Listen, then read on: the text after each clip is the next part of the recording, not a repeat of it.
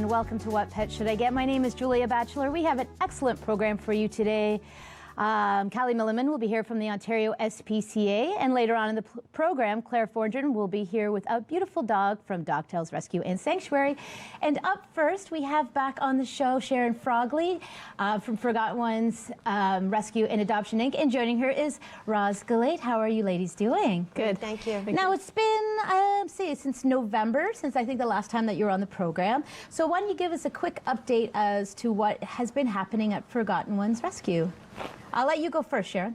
Okay, we've had quite a few cats and kittens adopted, which is really, really good. So we're always having events coming up. Yeah, you had, the last time you were on, you did have an event coming up, or you had an event which is obviously past, and you partner, when you do have adoption events, because you're mainly in Richmond Hill, it's Pet Value and PetSmart. Correct? Or the places that you're normally... True Pet. True Pet. I'm sorry. True Pet? And PetSmart. And PetSmart. Yeah. Okay. Elgin Mills in the 404 for PetSmart. Do you know, I know it's hard sometimes to put, to have the numbers offhand, but do you have an estimation of how many cats that Forgotten Ones has rescued and rehomed thus far? Thus far today, I'm not 100% sure. No. Since November, I think we've got at least 15 to 20 adopted. Yeah. In that amount of time. How long has Forgotten Ones been around? 20 years. Almost 20 years. Almost 20 years. 15 to 20 Now, years. Roz, for our viewers, Roz was on with a different organization. Community Cats Toronto. Yeah, and now Community Cats, I know you guys more specialize in rescuing cats and making sure that they're vetted and fixed, and then they get returned to where they're outdoor cat community. Yeah. Now, are you still working with Community Cats? No, so I left Community Cats because I mean, we've done so much of what we needed to do. Yeah. And I've come back to Community Rescue with Forgotten Ones, who's a very well-respected cat rescue group, and do lots of adoptions. We have so on the same page with almost all our philosophies, which is to help homeless cats. You know, we don't want to see cats outside. Yeah. We want to see cats well taken care of. We want to see them spay neutered. We want to see them in loving homes, and we try to help, you know, facilitate that. So we do have the PetSmart in Elgin Mills with foster homes. Yep. Always looking for foster homes. Are you a foster? I am sorry, I'm not. I used to be. I'm like the lousiest foster. And everywhere Are you I a fostered, foster fail? Yeah, I've kept all 4. Oh, okay. So I'm done. I'm done. But it's just such a feeling to. I mean, these guys were outside. So imagine, this is a domestic species. They shouldn't be outside. So imagine this guy today is outside. Yep. In minus, whatever it is, like 13 outside. Yep. So even though he's a bit nervous, yes, it's because he's in a new environment. Of course. At Sharon's home, I'm sure he's completely fine. These cats need a little bit of extra special TLC when they come in. These two cats that we brought in particular, or just cats in general? Outside. Well, sure. I mean, there's a little bit. I mean, they're a little bit feral, but as we know, you know, most cats that you get from rescue organizations or the Ontario SPCA, we don't know their backgrounds, and a lot of times they are from litters that are from cats that may have spent their time outdoors. And they adapt and adjust to becoming amazing pets. Yeah. I know I have cats like that. And Sharon, Sharon, so let's talk about the 2 cats that you have today. Yeah. So we have Mario. He wants to come in. Yes. Yeah, these Mario. guys want to be together. So, hey, you know, that's one of the things that we talk about in rescue as well, that when you adopt a kitten especially, because these guys are still both kitten age, sometimes it's great to adopt 2 together, right? Yes. Now, these guys didn't come in together. So no. tell me about Mario first. Mario's our little black guy. Actually, do you want to hang on to him? I just want so everybody can get a good look at this beautiful little cat. Sure. So tell us about Mario. So Mario came in from Richmond Hill. His mom had a litter of 5 kittens. Him and his friend Luigi are the last one left out of the bunch to be adopted. And Martin was found a couple of streets over in someone's backyard. And there's 5 siblings in that group. So far we've gotten 2. We still have 3 more out there. We're in need of foster homes so that they can come in.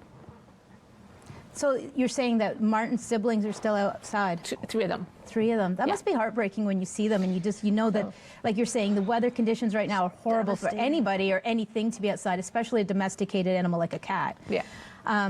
Who's fostering these 2 right now? Right now they're in PetSmart at Elgin Mills in the 404. When they're not there, they're at my house.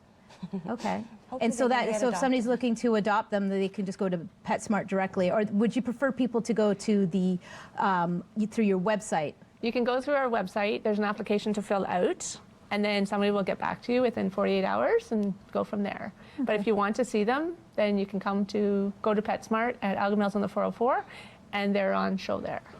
So I have a cat who's a year old and who's about the same size as Martin. And how old is Martin? He's about 8 months. 8 months. So he's my cat. I feel like is a little bit on the small side. Now you were saying there's a reason that cats possibly come in different sizes, because if we look at or sorry, not Martin, at Mario. Mario's about 6 months. 6 months, and then Martin's 8 months. He's big. Yeah, he looks like He's a big very cat. robust looking cat. Yeah. So what is when you said it's care? Can you explain what that is? Yeah, it's care and genetics. So I say genetics starting with what size was his mother, what shape was his mother in, did she have proper nutrition, was she in a good, obviously she was an outside mom, it's tough to be outside. And then care, meaning where did she find a place to give birth to these kittens? Was it a safe place? Obviously it was, because he survived. But what were the resources in the area? Was there resources of food? Did she have to go hunting? Was he, like, we don't know his siblings. Was he one who got to nurse more, or was he like one of the slower ones? Was he small? I don't think he's the runt. Exactly. I don't Yeah. think he's the runt either. But No. there's so much that I'm taking. We're taking a course right now online about behavior, and so much starts in care. We don't know so much where their parents come from and how they're going to develop and what resources and where. Lucky that these guys were brought inside, because again, these guys would have lived outside. They would have been procreating, so we would have more kittens outside. And Yeah, well, what's the age that they can start reproducing? 6 months. 6 months. So Well, both of it's these cats actually- could be, Yeah. having their, creating litters. And actually, it could be more than 6 months with the daylight savings and with the weather and with the light. It's actually more. It's less than 6 months now. We've had kittens come in from the street, like 5 months pregnant. Oh, wow. Yep. Now, you have an adoption event we sort of touched on a little earlier. You have an adoption event that is coming up. When's the date and where's the location?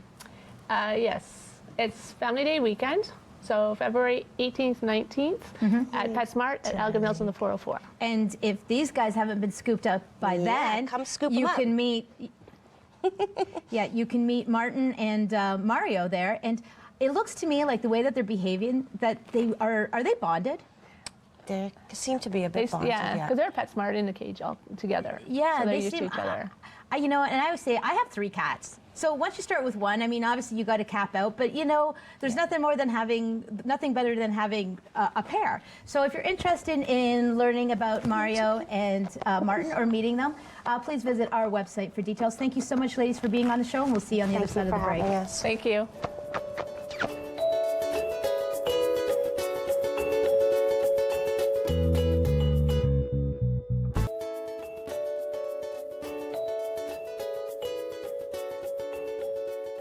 Welcome back. Joining me now is the lovely Callie Milliman from the Ontario SPCA, and she has brought a gorgeous cat named Lucy, as well as a gorgeous display of cupcakes.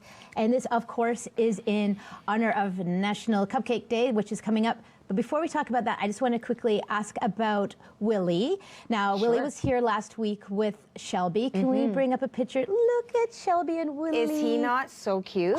I love he has a little underbite. Yes. Now, I know the story with this little dog was he came in as a stray, but his personality is incredible. He is like a dog good to go. Has he found a home? He sure has. So we are very happy that Willie was adopted from us last week after the show aired, which is fantastic. So thank you to you guys at What Pet Should I Get for helping us feature Willie and helping him find an amazing home. Awesome. Well, we love hearing those stories, and what a deserving dog. Yeah, I mean, he's so sweet. Now, the Ontario SPCA, and we've mentioned this on numerous occasions, that you guys are not funded in any way by the government. All funding comes from donations, fundraisers, and one of your big signature events, of course, is National Cupcake Day, which is on the horizon. Can you remind us of the date for that? Sure. So National Cupcake Day itself falls on Monday, February 27th. However, we're encouraging folks to hold their Cupcake Day party any day in February that they would like. So you don't have to wait for Cupcake Day to participate. So explain to people exactly what's happening. Like, how do you get National Cupcake, or how do you raise money with cupcakes? They're obviously selling them. Yeah, so I mean, we have our little display here. So essentially today we are having our Rogers What Pet Should I Get National Cupcake Day party. And I've brought cupcakes for everyone. And the idea would be that I would bring them for my friends, family, coworkers, whomever, and they would give a donation for a cupcake. Of course, you can set your own donation amount if you would like. But, you know, most people, once you explain that it's going to help SPCAs and humane societies, they're very eager to donate a nice amount for their cupcake. And then once you've collected all your donations from your delicious cupcakes, you put all of your donations online. So of course, it's really easy to register at nationalcupcakeday.ca. When you're on the website, you get to create a team if you would like, or you can just register as an individual. And then of course, you get to select whichever humane society or SPCA that you want to see your donations going to. We have over 100 SPCAs and humane societies that are participating right across the country. So take a look, go to nationalcupcakeday.ca, check out who's participating and select the one that you want to see your funds go to. That is excellent. Now, who came up with the idea of National Cupcake Day? So the genius is down in Australia, actually. So National Cupcake Day originated in Australia. I'm not sure how they came to have the idea. Because people love cupcakes. They're like, easy. Exactly. I get the question a lot, why cupcakes? Yeah. And I say, why not cupcakes? Yeah. I mean, everybody, we love kittens, we love puppies, but hello, delicious cupcakes. So we noticed that they were having quite a lot of success with their National Cupcake Day down there. So we adopted it here in Canada. The two main partners are us, the Ontario SPCA, and then our friends out in BC. Yep. They're one of the main partners as well that help run National Cupcake Day. But as I mentioned, there are lots of humane societies and SPCAs that are in other provinces around Canada as well that are participating. So it's not just Ontario and BC. Now, the York Region, Ontario SPCA, you are holding your particular National Cupcake Day not at the Education Center this year. This year you're going to be in at Volvo Newmarket. So how did that come to be? So actually Volvo reached out to us. They are huge animal lovers at the Newmarket Volvo on Mulock, as you mentioned, and they wanted to get involved in some way. So they actually have sponsored us. Okay. They gave a really nice donation. So a big shout out and thank you so much to the friends at Volvo, because their donations already getting put to work to animals in the adoption center. But we decided this year to bring the collaboration a little bit stronger, to have our National Cupcake Day party there at they have a gorgeous showroom if nobody's been to Volvo on Mulock. And so we're going to have our party the Saturday before National Cupcake Day. So it's Saturday, February 25th. Okay. And it's in the afternoon from 1 to 3 p.m. And we're encouraging everybody to come with their dog. Because we're going to have an on-site groomer there that's going to be giving nail trims and brushes and all that kind of fun stuff. We're going to have a professional photographer there so that you can get an adorable photo taken of your freshly groomed dog. Nice. And of course, our friends from PetSmart are going to be there giving out giveaways and some fun swag, and not to mention lots and lots of cupcakes. We have, I think, nearly 200 cupcakes that we're going to have there. So we're super excited for everybody to join us on Saturday, February 25th. Yeah, make sure you mark that on your calendar. That sounds like an excellent day. Yeah. Now, how many years has National Cupcake Day been occurring in Canada? So this is our 5th annual National Cupcake Day, and what we're finding is that every year not only are we having more participating societies coming on board, but we're raising more money each year, which just means we're saving more animals. So what was raised last year? Last year we raised just over $650,000 nationally. And this is from one event. And this is, well, it's the only event of its kind. There is no other event that actually brings animal welfare organizations together for the country. We are province by province, which is a little bit different than some folks who might be aware of what goes on in the U.S. Whereas they operate as a country, we are province by province. So National Cupcake Day is the only campaign that actually brings all of us together for one cause. So $650,000, and that's obviously countrywide. Yes. So we want to go bigger than that. Yeah, let's go big. Yeah. So for people out there that are interested in, getting a team together, baking some delicious cupcakes like the ones you see here, there's still lots of time to register. Yes. There's lots of time to get a little party together and sell those cupcakes, or not even sell them. You're just basically, like you said, it's like you're looking for donations. Yeah. And, if it's for something as, a good cause like the Ontario SPCA, Humane Society,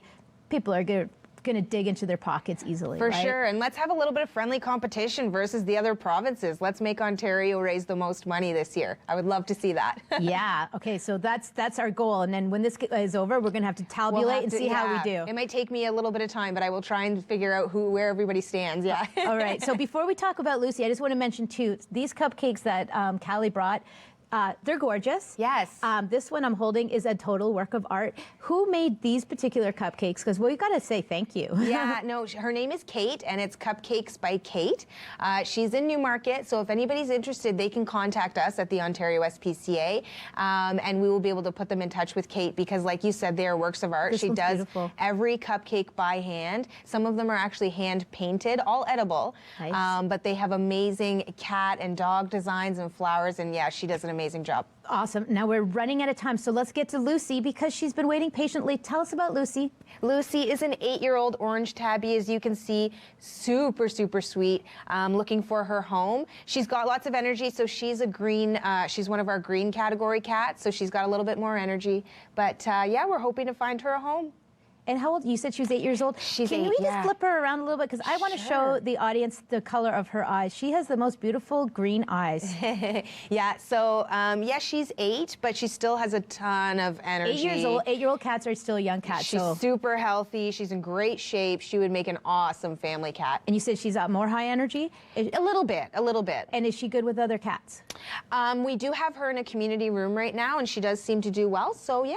Wicked. And how do you think she'd do with, like, in a family? Oh, you know what? I'm sorry, we run out of time. So if you want to find out more about Lucy, you're going to have to go to the Ontario SPCA and meet her in person. And don't forget, National Cupcake Day is on February 25th. Mark it down your calendar in Volvo Newmarket. Thanks so much, Kelly, and we'll see you on the other side of the break.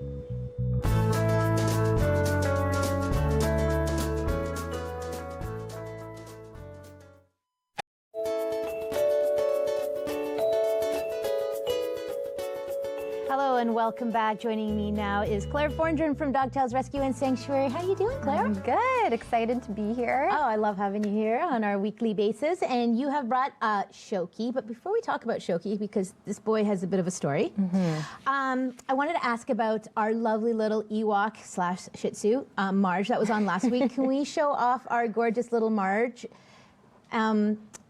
What's the story with her? Has anybody shown interest? Does she have a home yet? So she doesn't have a home yet, but there is a really lovely couple that has come to visit her twice now, and they seem to really be connecting with her. So we'll see what happens. That's awesome. And so that would make quite a few adoptions because you guys have just celebrated a really amazing landmark, February 3rd.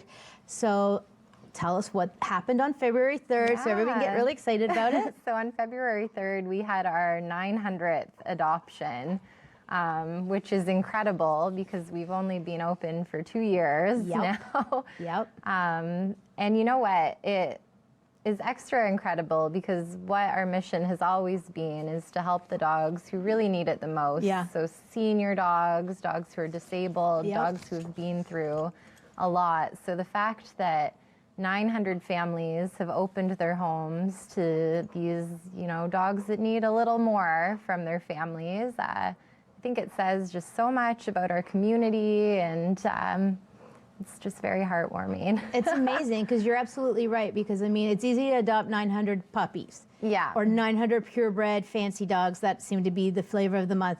And like you said, you guys go for the dogs that have a bit of a backstory. They're traveling from, you know, different parts of the world, not always having the easiest start in life. Yeah. And I know once they get to Dogtails, if they have behavioral issues, you guys have the team in place that can ensure that these dogs get to where they need to be so they're ready to be part of a home. Yeah, absolutely. Now, speaking of anniversaries, you also have another date to celebrate. Talk to us about, I believe it's February 9th? Yeah. February 9th. So what happened on that date? So exactly a year ago was the first day that we were brought to the shelter in Israel, where Shoki is actually from. So a year ago, we were brought to this shelter expecting to take, you know, 5 or 10 dogs who really needed help the most and bring them to Canada for a new beginning. And when we arrived at the shelter and saw the conditions that the dogs were in, I mean, It was wet that day. The dogs were ankle deep in mud. There were rats everywhere, probably more rats than dogs, Yep. really. The dogs were literally being fed loaves of bread because resources were a huge issue. And the shelter had 260 dogs in Wow. a space that was built for about 50. So when we arrived there and saw the conditions of the shelter and the conditions of the dogs, who were all just in a terrible state, we realized there's no way we can take 5 or 10 No, dogs. how do you pick the 5 out of the 260? Exactly. So we ended up taking over the entire shelter. That's Danielle, right? Yeah, Yep. that's Danielle for you. So, you know, at the time we had no idea what would happen or where that project would take us. She decided to take over the shelter before even having met all of the dogs. We didn't know what we'd be dealing with, but we did it anyways. And so for the past year, we've been bringing these dogs to Canada and getting to know them and finding them the perfect homes. And we're happy to announce that that shelter is now closed. Yep. It's empty. And all of the dogs, except about 40, have already found amazing families. So all 260 dogs made it to Dogtails. Yes, they did. That's amazing. And you Yeah. only have 40 remaining out of this big lot. Mm-hmm. So Shoki is, Yes. as you mentioned, is one of these dogs. Yes. How long has Shoki been at Dogtails? Because I know you were saying there you had to stagger the dogs coming over. Obviously, you couldn't bring 260 dogs at once. That's a logistic nightmare. So he came in the last group. Yeah, so he's only been at our shelter for a couple of months now, so he's one of our newer arrivals, but at this point he's ready to go. Yeah. All of these dogs from this shelter are dogs that are in need of really special homes. So these are dogs that have had no positive life experiences, many of them for their entire lives. Shoki's 8 years old. And they're not the dogs that are super bouncy and happy-go-lucky and want to be everyone's best friend. Shoki is a little more nervous, a little shy. You know, loud noises scare him. The snow scared him. Oh, yeah? Everything scares Get him. used to that, sweetheart. You're in Canada. Yeah. So yeah, I mean, Shoki and the dogs that came with him need homes that can really understand that will put in the time and effort to give these dogs, you know, that sense of security and safety that they need in order to really flourish and Yep. become, you know, family members. So what do you guys do? Because I know you have trainers that work with the dogs. When you get somebody like Shoki who's like a nervous fellow, Yeah. what is it that you guys do to help, you know, make him relax a little? Because I know he's probably always going to have that tendency in him to a certain degree, but how do you get him more well adapted to his like learning new experiences in snow and things like that? Yeah, so we have a lot of amazing volunteers that will literally come and bring a book and just sit in the rooms with these dogs to get them used to being, you know, in the presence of a human and understand that these humans aren't going to hurt them and they're safe, and that goes a long, long way. Yeah. And you know, everything that our handlers do with these dogs is fun. They take them for really nice walks. They give him lots of tasty treats. Yep. So Always positive reinforcement. exactly. After a while, they realize that, you know, if a human's coming into my room, it's something good is going to happen. So that helps. And you know, what we find is we can bring the dogs to a certain point in a shelter environment, but really for them to go the rest of the way, they need to be in a home Yeah. where it's quiet and calm. Okay. Yeah. Well, I know, like we said, Dogtails is a beautiful facility, but there's a lot of dogs there. And it's Yeah. and you know what dogs do? When one starts barking, they all start barking. Yes. Right? So, I mean, like you said, you're going to get the true sense of what a dog can truly become once he's in the right home. Now, Yeah. for Shoki, who do you think he'd be best suited for? So Shoki definitely needs a more quiet home. So, you know, if you have Maybe not small children? maybe not small children, but he is really good with kids. He's Okay. very gentle and sweet with all people. He just, because he gets spooked so easily, we wouldn't want him, you know, in a really rambunctious household. An older couple, perhaps that's looking Yeah. for another pet. Totally, and we call him, so in our play groups, he's considered a gentle and dainty dog, meaning that he plays well with dogs that are, you know, similar to him and calm and low key, but not rambunctious dogs. All right, well, that's perfect. So if you're interested in meeting Loki, if you're interested in meeting Shoki, please, as I say, always go to Dog Tales. They're open every Sunday from 11 until 5. Until 5. Yeah. For more information, visit our website. Thank you so much. Thanks, Claire. We'll see you you. next time.